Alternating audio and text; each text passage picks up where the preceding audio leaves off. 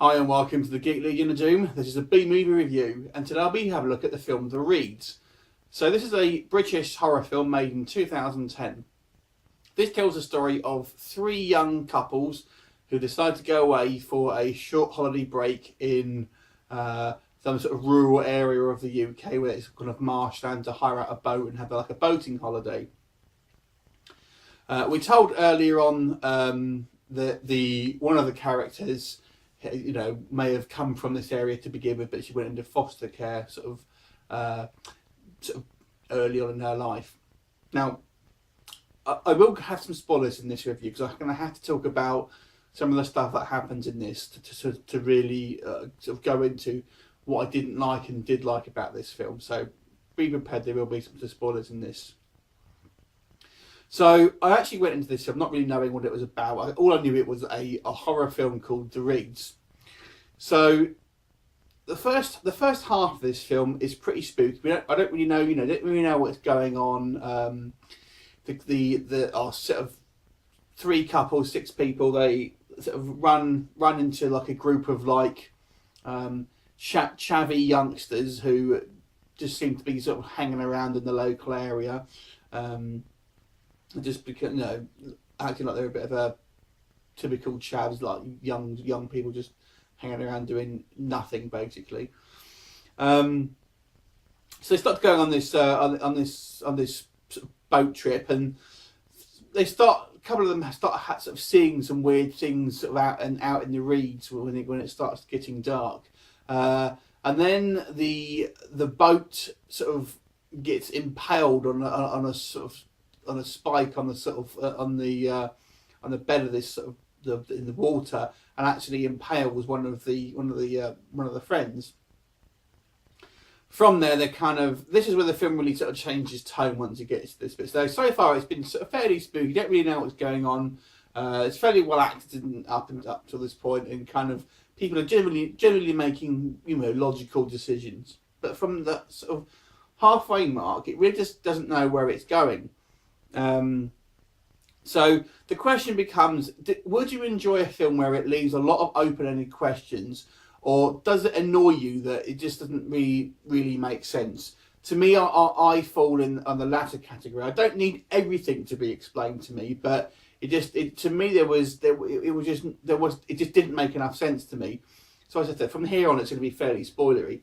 So they're basically sort of start being plagued by sort of some sort of unseen force. They keep sort of seeing sort of things running around in the reeds, and see sort of weird stuff. One sort of guy sees like a vision of himself with like black eyes and things like that.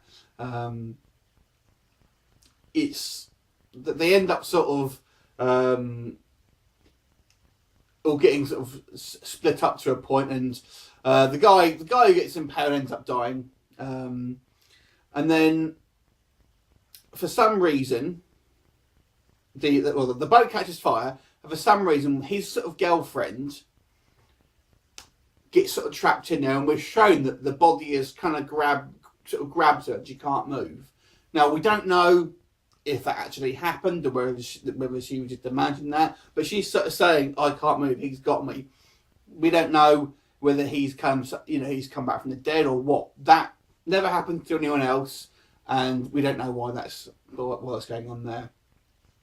So the other four sort of get out. One's already gone off to try and find some help, so that leaves three of them to try and sort of like in this particular area. One girl gets sort of quite badly burnt on the way out, and then once again we've already got one guy. He's sort of gone off somewhere. Another guy sort of sees what he thinks is the boat, so he runs off to sort of try and get the boat. So the first guy comes back and ends up getting stabbed by the burnt girl, who just sees something running in the woods. Then he doesn't recognise her because he's not seen her get burnt, and ends up chopping her to pieces. So again, you're kind of, and the way it's shot, you have lots of very quick cuts to make it sort of seem like confusing and what's going on. In the meantime, we keep sort of seeing these sort of kids running around, sort of teenagers, and we don't really know what they're doing. An earlier scene, there's sort of this guy sort of sort of comes across them, and they're all sort of like torturing animals and things like that, and sort of like barbecuing dogs and things. We don't know why what it is they're supposed to be doing out there. Turns out that they're actually, what I think has happened is that they're actually sort of ghosts, and there's kind of this madman in a cagoule that for some reason has killed these kids. All we're told is that the kids are a bit of a pain in the arse, and he decides to kill them all, and they've kind of been haunting them ever since. Now, it turns out this was sort of 20 odd years ago, and the main girl, who's blatantly foreshadowed that she's going to be the sort of like the main survivor, is actually the daughter of one of the sort of like these ghostly kids. But I don't know how this guy actually says to her, there's no way he would have known that.